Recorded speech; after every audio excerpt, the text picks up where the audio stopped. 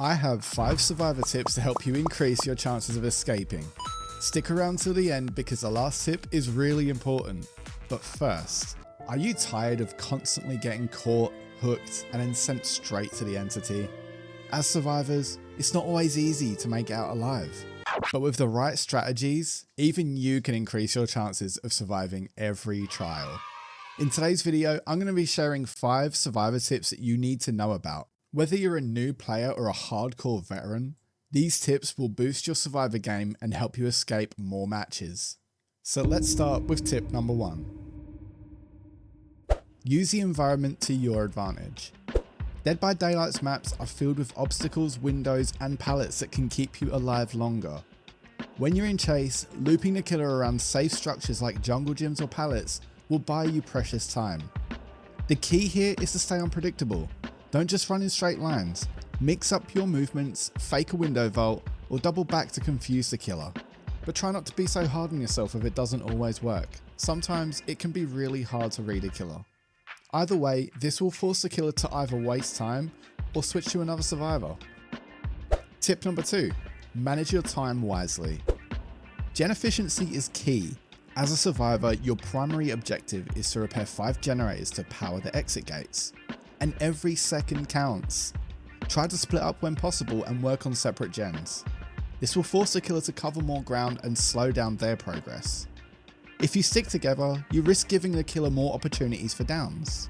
However, if you're using perks like Prove Thyself, which gives a bonus to generator repair speeds when working with others, it can be worth teaming up for faster progress.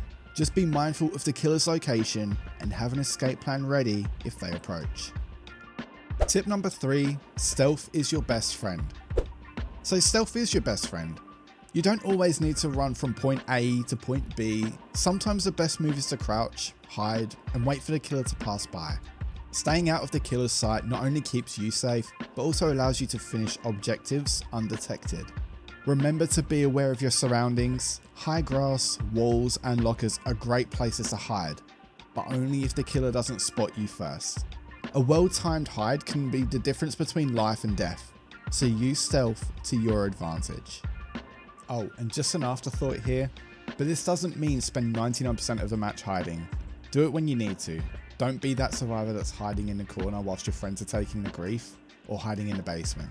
Trust me, don't be that guy. Anyway, tip number 4, communicate and be aware of your team. Teamwork makes the dream work, as they say. While Dead by Daylight isn't the most communication heavy game, it's crucial to be aware of what your teammates are doing. Keep an eye on their icons on the bottom left of the screen. If someone's being chased, that's your chance to focus on generators. If someone's hooked, you know when it's time for a rescue. Or if you're playing with friends, use voice chat to coordinate rescues and generator repairs.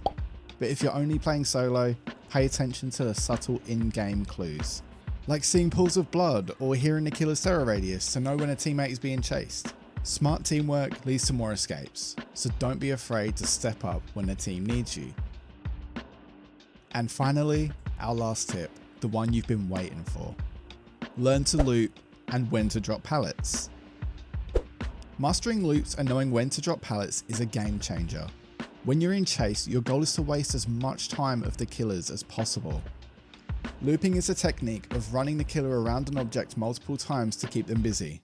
But dropping pallets too early can be a costly mistake. Only drop a pallet when you're certain the killer will hit you. This way, you maximize its value by either stunning the killer or forcing them to waste time breaking it. If you drop pallets too soon, you'll run out of resources and a killer will catch you a lot faster. A well-timed pallet stun can completely turn a chase in your favor and give you the breathing room that you need to escape. So, what did you think of these tips? Do you already do all of these things I'm talking about? If not, try adapting to some of these strategies to give yourself a better chance of escaping. And if you enjoyed DBD content, then make sure you subscribe for more. I post gameplay tips, perk builds, and even some things you may not have even known about.